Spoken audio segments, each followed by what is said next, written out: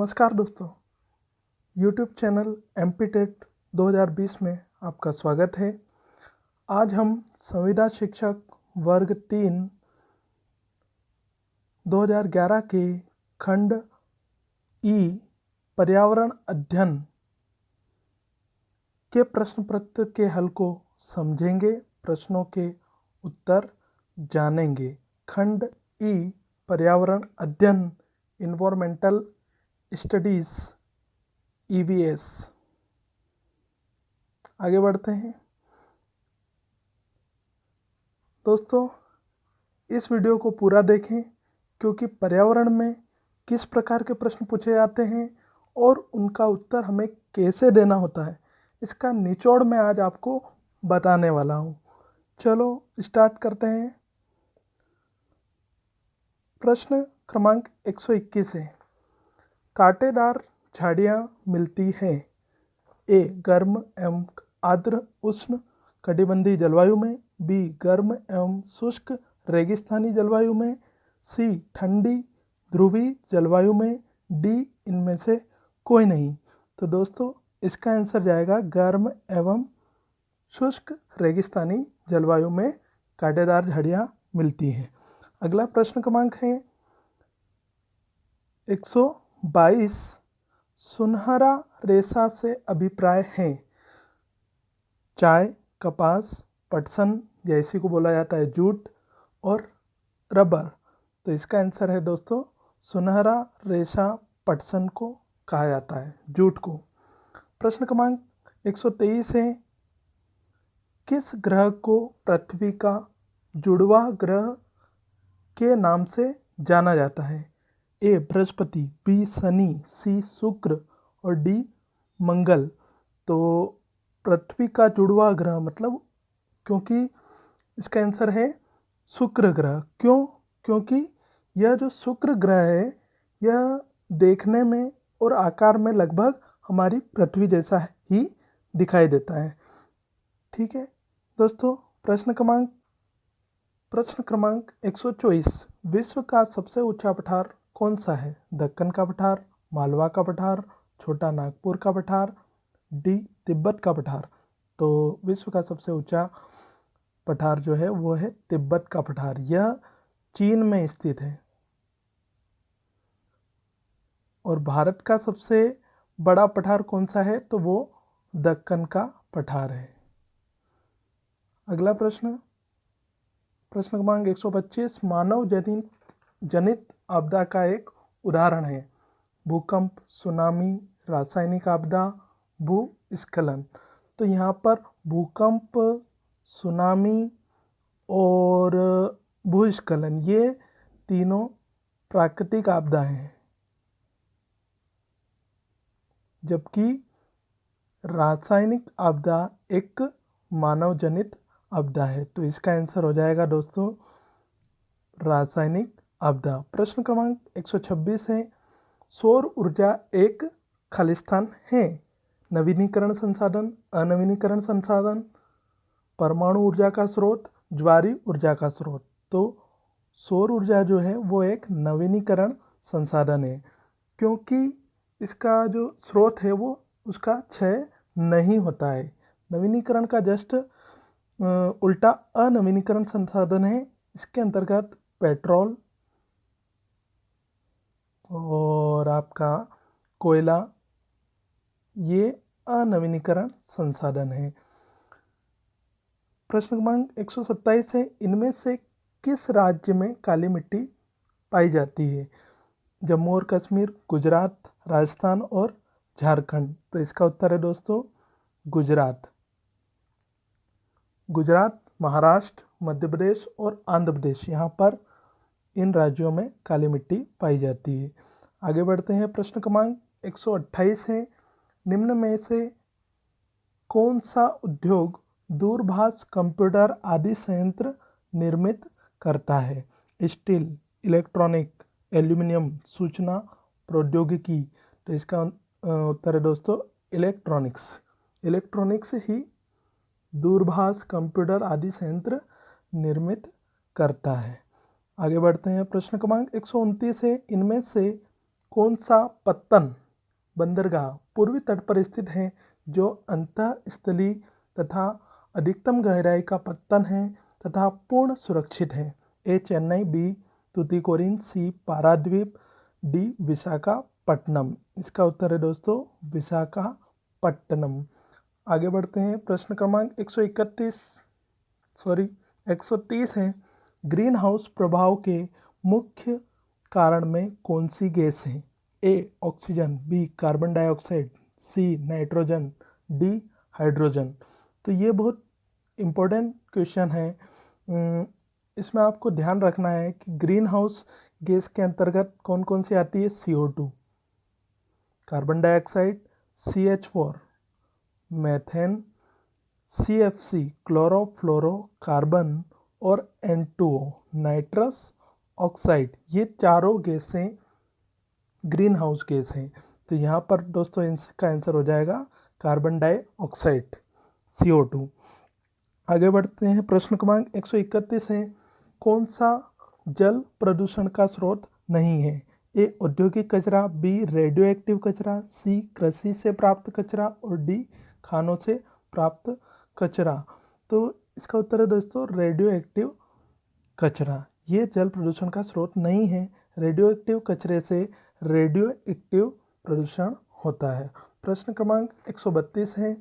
भारत में बाढ़ की चेतावनी कौन देता है? ए केंद्रीय जल आयोग, बी सिंचाई एवं बाढ़ नियंत्रण विभाग, सी जल संसाधन विभाग और डी ये सभी। तो दोस्तों इसका उत्तर है ये सभी। ये तीनों विभाग भारत में बाढ़ की चेतावनी देते हैं। प्रश्न क्रमांक 133 है। ग्राम पंचायत क्या कार्य करती है? ए पानी के स्रोतों का रखरखाव, बी विद्यालय का निर्माण, सी गरीब रेखा से नीचे के लोगों की सूची बनाना, डी ये सभी। तो ग्राम पंचायत का कार्य पानी के स्रोत का रखरखाव भी होता है, विद्यालय का निर्माण करवाना भी होता है और गरीबी रेखा से नीचे लोगों की सूची भी बनाना होता है। तो इसका जो आंसर हो जाएगा दोस्तों वो होता है ये सभी। प्रश्न क्रमांक 134 है। निम्न में से कौन सी आपदा पर्यावरणीय ह्रास के कारण उत्पन्न होती है? ए भूस्खलन, बी बाढ़ एवं सूखा, सी वनों की आग, डी ये सभी। तो यहाँ पूछ रहा है पर्यावरणीय ह्रास के कारण, तो सभी हैं, भूस्खलन भी है, बाढ़ और सूखा है, वनों में आग लग जाती है। तो इसका उत्तर भी दोस्तों जाएगा ये सभी। प्रश्न क्रमांक 135 है। इंदिरा गांधी नहर परियोजना का लाभ किस राज्य को मिल रहा है? ए केरल, बी उत्तर प्रदेश, सी राजस्थान और डी मध्य प्रदेश। तो इंदिरा गांधी नहर परियोजना जो है वो राजस्थान की प्रमुख नहर परियोजना है और इसका लाभ भी राजस्थान को मिल रहा है। अगला प्रश्न क्रमांक 136 है। जल जनित बीमारी का एक उदाहरण है। A diphtheria, B tonsillitis, D C diarrhoea और डी खसरा। जल जनित बीमारी का उदाहरण डायरिया है। डायरिया एक बीमारी है जो जल के द्वारा फैलती है। अगला प्रश्न क्रमांक 137 है। पर्यावरण शिक्षा का उद्देश्य है? ए पर्यावरण की सुरक्षा एवं संरक्षण, बी पर्यावरण के संसाधनों का अधिकतम उपयोग, सी पर्यावरण के संसाधनों का न्यूनतम उपयोग, डी इनमें से कोई नहीं। दोस्तों पर्यावरण शिक्षा का उद्देश्य है पर्यावरण की सुरक्षा एवं संरक्षण। प्रश्न क्रमांक 138 है। निम्नलिखित प्रतियोगिताओं में किसका संबंध पर्यावरण के प्रति जागरूकता बढ़ाने से है? ए ग्रीन ओलंपियाड, बी वन महोत्सव, सी पर्यावरण प्रदर्शनी, डी पर्यावरणविद दिवस। तो इसका आंसर है दोस्तों ग्रीन ओलंपियाड। ये एक प्रतियोगिता है जिसमें पर्यावरण के प्रति जागरूकता बढ़ाने के लिए ली जाती है। प्रश्न क्रमांक 139 है। पर्यावरण दिवस प्रति वर्ष किस दिन मनाया जाता है? ये भी बहुत अच्छा प्रश्न है, ज़्यादातर प्रतियोगिता परीक्षाओं में पूछा जाता है।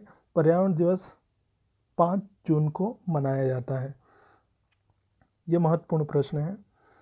प्रश्न क्रमांक 140 है। विद्यालय किस रणनीति द्वारा विद्यार्थियों के दिलो दिमाग में पर्यावरण के प्रति जागरूकता पैदा कर सकते हैं? ए खेलकूद द्वारा, बी पाठ्यक्रम एवं पाठ्य सहभागी क्रियाओं द्वारा, सी परीक्षाओं द्वारा, डी इनमें से कोई नहीं। इसमें उत्तर है पाठ्यक्रम एवं पाठ्य सहभागी क्रियाओं द्वारा।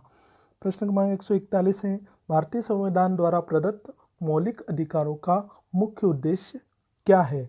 ए बच्चों का संपूर्ण विकास, बी पुरुषों का संपूर्ण विकास, सी महिला सशक्तिकरण, डी नागरिकों के व्यक्तित्व का संपूर्ण विकास।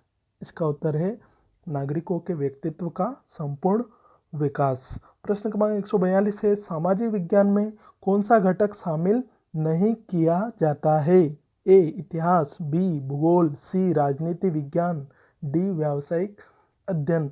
तो इतिहास, भूगोल और राजनीति शास्त्र ये तीनों सामाजिक विज्ञान के अंतर्गत आते हैं, जबकि व्यावसायिक अध्ययन है जो सामाजिक विज्ञान का घटक नहीं है। प्रश्न क्रमांक 143 है, पाठ्यक्रम का वह क्षेत्र जिसका परीक्षण अंकों द्वारा नहीं किया जा सकता? ए स्वास्थ्य, बी योग, सी संगीत, डी ये सभी। तीनों स्वास्थ्य, योग और संगीत तीनों का परीक्षण अंकों द्वारा नहीं किया जाता है, इसलिए इसका उत्तर हो जाएगा ये सभी। प्रश्न क्रमांक 144 है, निम्न में से कौन सी पर्यावरण की समस्या नहीं है? ए जल की बर्बादी, बी जल का संरक्षण, सी वनों का विनाश, डी भूमि अपरदन। तो पर्यावरण की समस्या कौन सी नहीं है? जल का संरक्षण।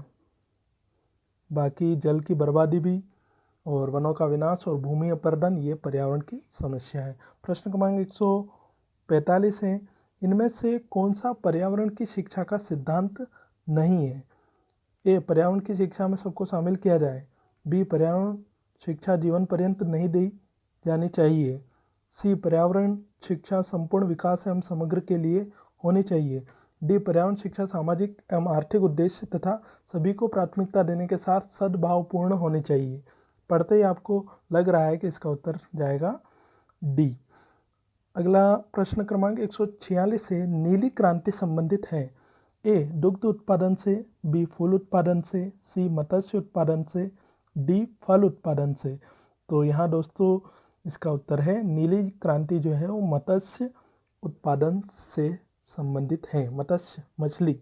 दुग्ध उत्पादन से संबंधित जो क्रांति है वो है श्वेत क्रांति, और फूल और फल से संबंधित जो क्रांति होती है उसका नाम होता है सुनहरी क्रांति। ठीक है दोस्तों। प्रश्न क्रमांक 147 है, इनमें से कौन सा मानवीय पर्यावरण का घटक नहीं है? ए भूमि, बी धर्म, सी समुदाय, डी परिवार। तो इसमें मानवीय पर्यावरण का जो घटक नहीं है वो है भूमि।